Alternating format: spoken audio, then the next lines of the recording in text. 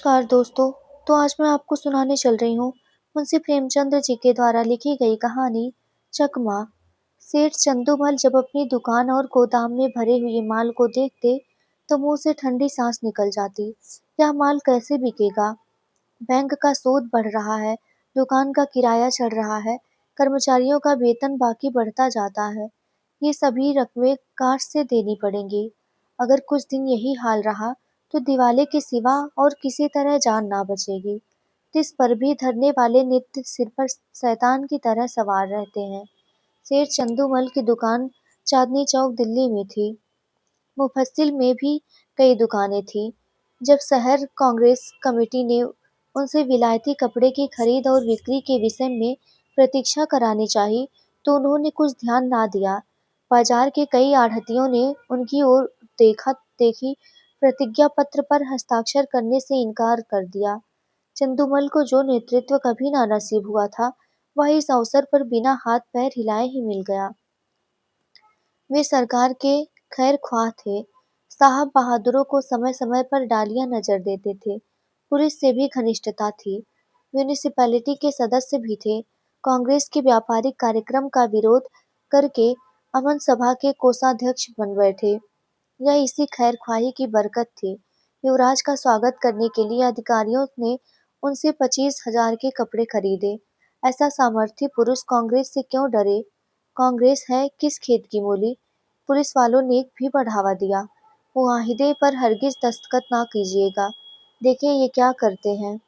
एक एक को जेल ना भिजवा दिया तो कहिएगा। लाला जी के हौसले बढ़े। उन्होंने कांग्रेस से लड़ने की ठान ली। उसी के फलस्वरूप 3 महीनों से उनकी दुकान पर प्रातःकाल से 9 बजे तक पहरा रहता। पुलिस दलों ने उनकी दुकान पर वॉलंटियरों को कई बार गालियां दी, कई बार पीटा। खुद सेठ जी ने भी कई बार उन पर बाण चलाए, परंतु पहरे वाले किसी तरह ना टलते थे। बल्कि इन अत्याचारों के कारण चंदुमल का बाजार और भी गिरता जाता था। मुफस्सिल की दुकानों से मुनीम लोग और भी दुराशाजनक समाचार भेजते रहते थे। कठिन समस्या थी। इस संकट से निकलने का कोई उपाय ना था। वे देखते थे कि जिन लोगों ने प्रतिज्ञा पत्र पर हस्ताक्षर कर दिए हैं, वे चोरी छुपे कुछ न कुछ विदेशी माल लेते हैं। उनकी दुकानों पर पहरा नहीं बैठता। यह सारी विपत्ति मेरे ही सिर पर है। उन्होंने सोचा, पुलिस और हाकिमों से दोस्ती से मेरा भला क्या हुआ? उनके हटाए से पहरे ये नहीं हटते। सिपाहियों की प्रेरणा से ग्राहक नहीं आते। किसी तरह पहरे बंद हो जाते तो सारा खेल बन जाता।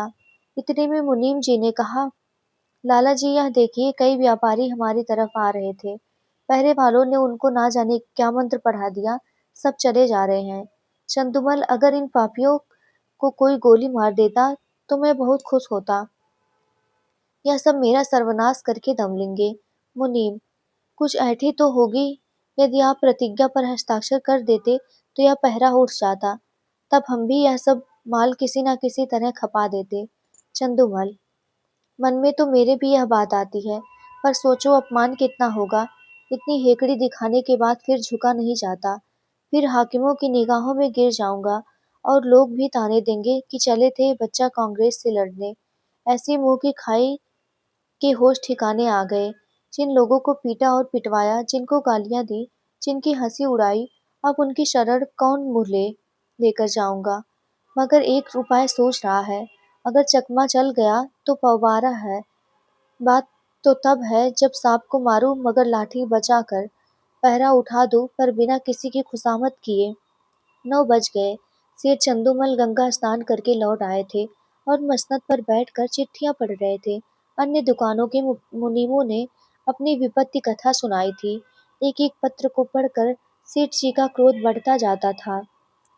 इतने में 2 वॉलंटियर गाड़ियां लिए हुए उनकी दुकान के सामने आकर खड़े हो गए। सेठ जी ने डांट कर कहा, हट जाओ हमारी दुकान के सामने से। एक वॉलंटियर ने उत्तर दिया, महाराज हम तो सड़क पर हैं, क्या है यहाँ से भी चले जाएं? सेठ जी, मैं तुम्हारी सूरत भी नहीं देखना चाहता। वॉलंटियर, तो आप कांग्रेस कमेटी को लिखिए, हमको तो वहाँ से यहाँ खड़े रहकर पहरा देने का हुक्म मिला है। एक कांस्टेबल ने आकर कहा, क्या है सेठ जी, यह लौंडा क्या टर्राता है? चंदूमल बोले, मैं कहता हूँ कि दुकान के सामने से हट जाओ, पर यह कहता है कि ना हटेंगे, ना हटेंगे। जरा इसकी जबरदस्ती तो देखो। कांस्टेबल वॉलेंटियरों से, तुम दोनों यहाँ से जाते हो या गर्दन नापूं? वॉलंटियर, हम सड़क पर खड़े हैं, दुकान पर नहीं। कांस्टेबल का अभीष्ट अपनी कारगुजारी दिखाना था या सेठ जी को खुश करके कुछ इनाम इकराम भी लेना चाहता था। उसने वॉलंटियरों को अपशब्द कहे और जब उन्होंने उसकी कुछ परवाह ना की तो एक वॉलंटियर को इतनी जोर से धक्का दिया कि वह बेचारा मुंह के बल जमीन पर गिर गिर पड़ा। कई वॉलंटियर इधर उधर से आकर जमा हो गए, कई सिपाही भी आ पहुंचे। दर्शक वृंद को ऐसी घटनाओं में मजा आता ही है। उनकी भीड़ लग गई। किसी ने हाक लगाई, महात्मा गांधी की जय। औरों ने भी उसके सुर में सुर मिलाया। देखते देखते एक जनसमूह एकत्रित हो गया।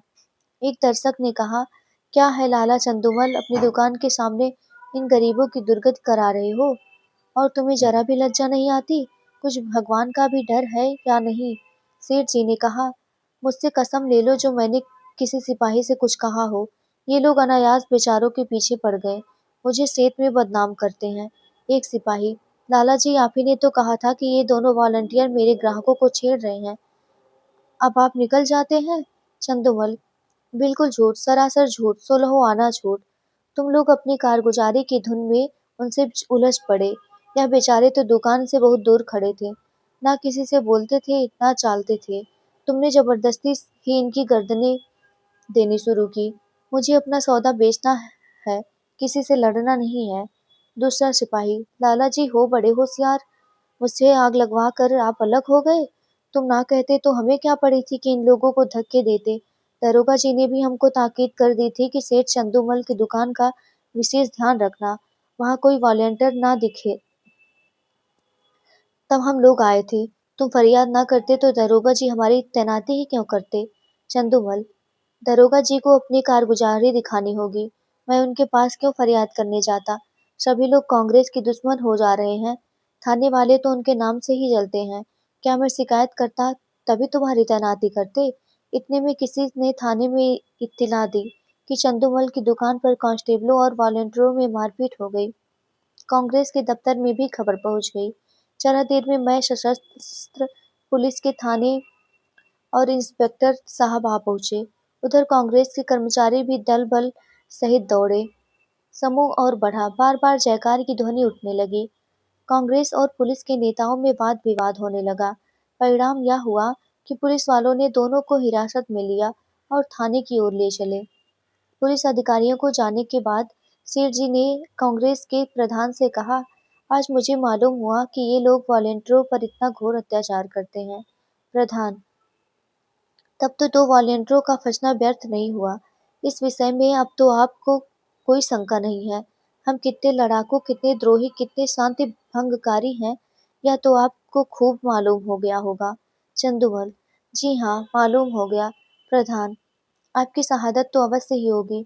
चंदूमल, होगी तो मैं भी साफ साफ कह दूंगा, चाहे बने या बिगड़े। पुलिस की सख्ती अब नहीं देखी जाती। मैं भी भ्रम में पड़ा हुआ था। मंत्री, पुलिस वाले आपको दबाएंगे बहुत।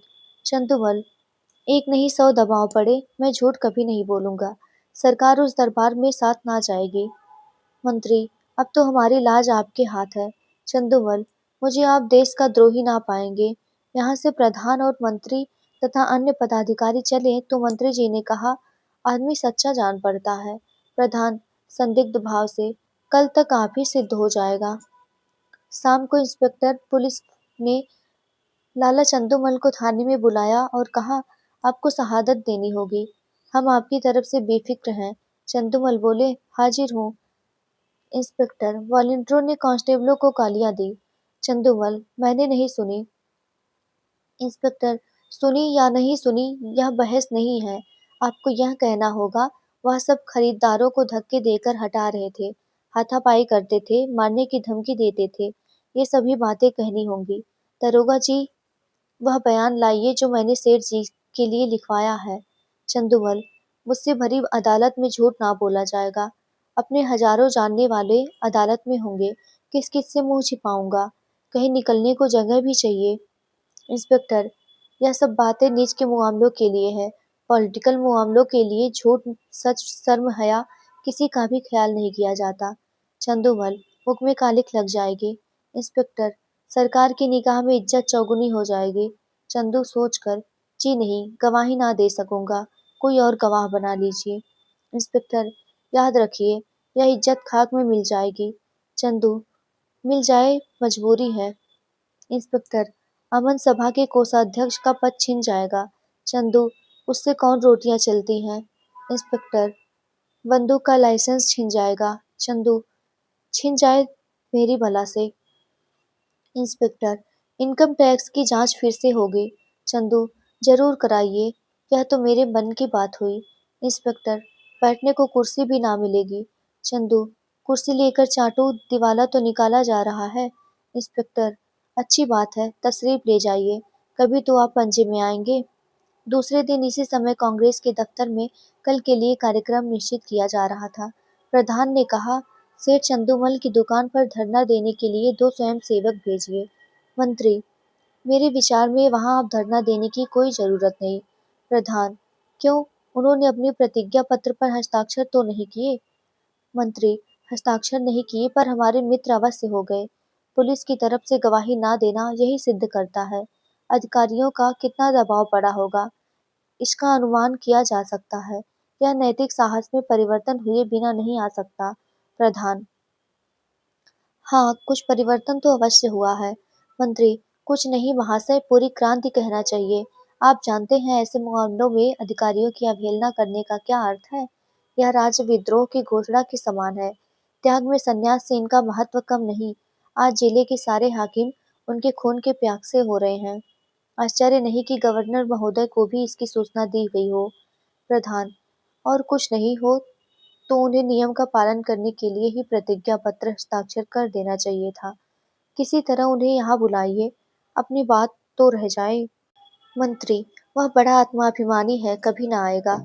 बल्कि हम लोगों की ओर से इतना अविश्वास देखकर संभव है कि फिर उस दल में मिलने की चेष्टा करने लगे। प्रधान, अच्छी बात है, आपको उन पर इतना विश्वास हो गया है तो उनकी दुकान छोड़ दीजिए। तब भी मैं यही कहूंगा कि आपको स्वयं मिलने के बहाने से उस पर निगाह रखनी होगी। मंत्री, आप नाहक कितना शक करते हैं। 9 बजे से चंदूमल अपनी दुकान पर आए तो वहां एक भी वॉलंटियर ना था। मुख पर मुस्कुराहट की झलक आई। मुनीम से बोले, कौड़ी चित्त पड़ी। मुनीम, मालूम तो होता है, एक महाशय भी नहीं आए। चंदूमल, ना आए और ना आएंगे, बाजी अपने हाथ रही, कसा दांव खेला, चारों खाने चित्त। चंदू, आप भी बातें करते हैं, इन्हें दोस्त बनाते कितनी देर लगती है। कहिए अभी बुलाकर जूतियां सीधी करवाऊं। टके के गुलाम है, ना किसी के दोस्त ना किसी के दुश्मन। सच कहिए कैसा चकमा दिया है। मुनीम, बस यही जी चाहता है कि आपके हाथ चूम ले। सांप भी मरा और लाठी भी ना टूटी, मगर कांग्रेस वाले भी टोह में होंगे। चंदूमल, तो मैं भी तो मौजूद हूँ। वह डाल डाल चलेंगे तो मैं पात पात चलूंगा। विलायती कपड़े की गांठ निकलवाइए और व्यापारियों को देना शुरू कीजिए। एक अठवारे में बेड़ा पार है। तो ये थी कहानी। आशा करती हूँ आप लोगों को पसंद आई होगी। अगर पसंद आई तो मेरे चैनल को लाइक शेयर और सब्सक्राइब करना मत भूलिएगा और आगे की कहानियों के लिए मेरे साथ जुड़े रहिएगा। धन्यवाद आप सभी को।